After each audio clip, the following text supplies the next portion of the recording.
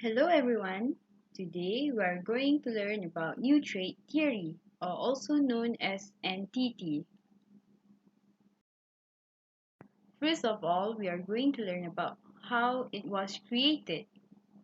The new trade theory is an economic theory that was developed in the 1970s as a way to predict international trade patterns.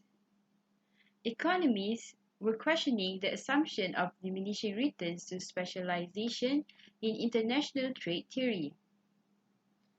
New trade theory helps us to understand why countries are trade partners when they are trading similar goods and services.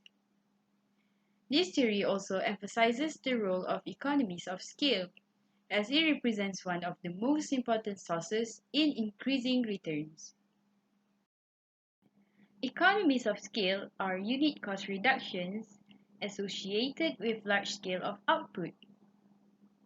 As output expands with specialization, an industry's ability to realize economies of scale increases and unit costs decrease. Because of scale economies, world demand supports only a few competitors in such industries like commercial aircraft and automobiles. Typically, the industries require high and fixed costs. Countries that had an early entrant to such an industry have an advantage, which is called the first mover advantage. Competitions may emerge because of economies of scale as it preclude new entrants, but the first entrant has the upper hand as they got there first. Let's look at the example.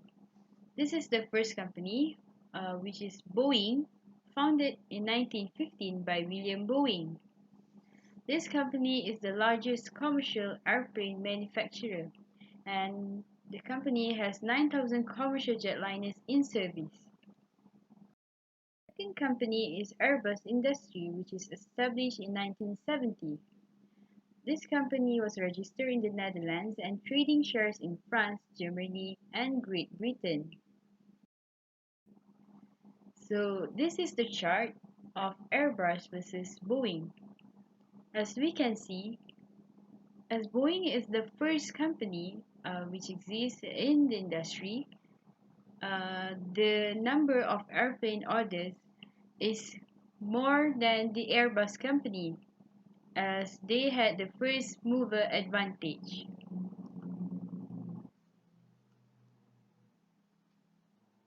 So we have learned how new trade theory was created, and now we are going deeper onto the theory.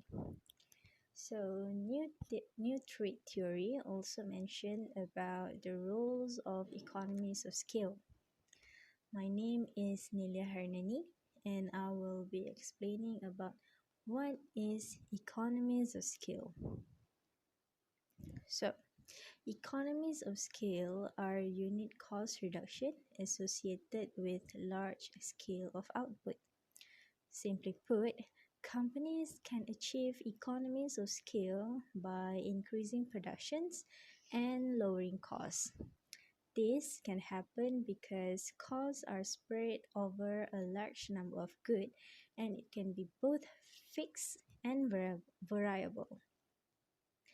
There are two types of economies of scale, which are internal and external. Internal economies of scale are based on management decisions, and external depends upon external factors including the industry, geographic location, or even the government. So, to differentiate the difference between internal and external, let's look at the comparison. Internal economies of scale is an expansion of the firm itself, while external is an expansion of the industry. In internal economies of scale, it is in a lower long run average cost. Its efficiency is from larger scale production, and it range from technical, financial, managerial, etc. While external economies of scale benefits in most/all firms, agglomeration economies are important, and it helps in explaining the rapid growth of economies in many cities. That being said, economies of scale are an important concept for any business in any industry exists, and it represents the cost savings and competitive advantages that larger business have over smaller ones. So economies of scale does not only benefit the organization or the company, but with economies of scale, customers can also enjoy lower prices. The economies grow as lower prices stimulate increased demand. So that is all for economies of scale, and now we move on to the next slide. Let's go to the implications of new trade theory. New trade theory suggests that the ability of firms to gain economies of scale can have important implications for international trade. Through its impact on economies of scale, trade can increase the variety of goods available to consumers and decrease the average cost of those goods. The second impact is markets for certain products may be dominated by countries whose firms were the first movers in production. Let's go to the first implication, which is the economy of scale. Without trade, nations might not be able to produce products where economies of scale are important. With trade, markets are large enough to support the production necessary to achieve economies of scale. So, trade is mutually beneficial because it allows the specialization of production, the realization of scale economies, and the production of a greater variety of products at lower prices. The second implications of new trade theory is the first mover advantages, which means the economic and strategic advantages that accrue to early entrants into an industry. First movers can gain a scale-based cost advantage that later entrants find difficult to match.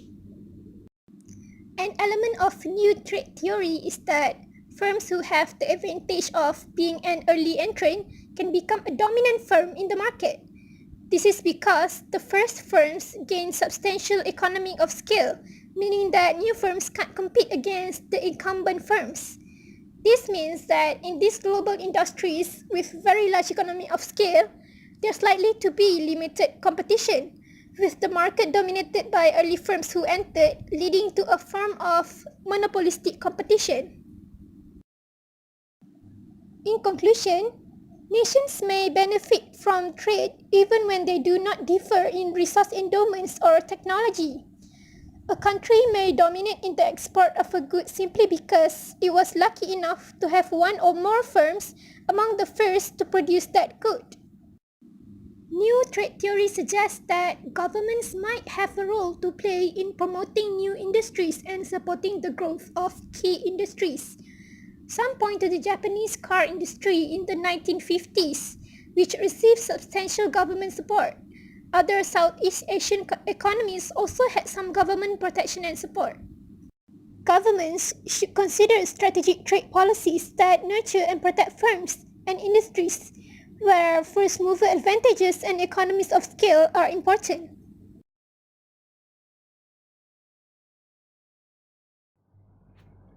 Okay, so next we move on to the examples of new trade theory.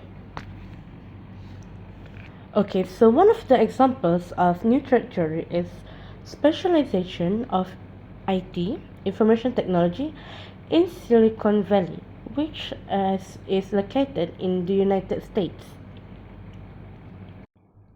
William R. Hewlett and David Packard are the founder of the Hewlett-Packard Company, which is commonly known as HP. It was an American multinational information technology, and the company was first headquartered in Palo Alto, California. It was the first of many technology companies to benefit from the ideas and support of engineering professor Frederick Terman, who developed the strong relationship between Stanford and what eventually emerged as Silicon Valley. The company was founded by William R. Hewlett and David Parker on 1st of January in 1939. The company developed and provided a wide variety of hardware components as well as software and related services to consumers, small and medium-sized businesses, and large enterprises, including customers in the government, health, and education sectors. The success of the company attracted more information technology firms to the Silicon Valley. These new information technology firms were not because of any particular intrinsic benefit, but the new firms start to get the network benefits of being around other information technology setups. Okay, so the next example that we have is the proliferation of brand clothing labels. Globalization has led to the increased variety for consumers. The sudden increase in the number of clothing brands has caused the clothing firms to compete in the model of monopolistic competition and heavy branding. Monopolistic competition characterizes an industry in which many firms offer products or services that are similar but are not perfect substitutes.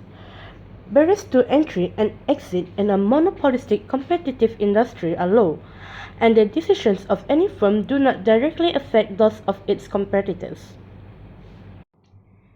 Neither UK or Italy has a particular comparative advantage in producing clothes, but consumers are attracted to brand image of Italian and British fashion labels. Fashion is a hyper-competitive industry, as talent is readily available, so having a well-designed and high-quality product is simply the price of entry. What ultimately separates a successful fashion business from the rest is often how the brand story resonates with consumers.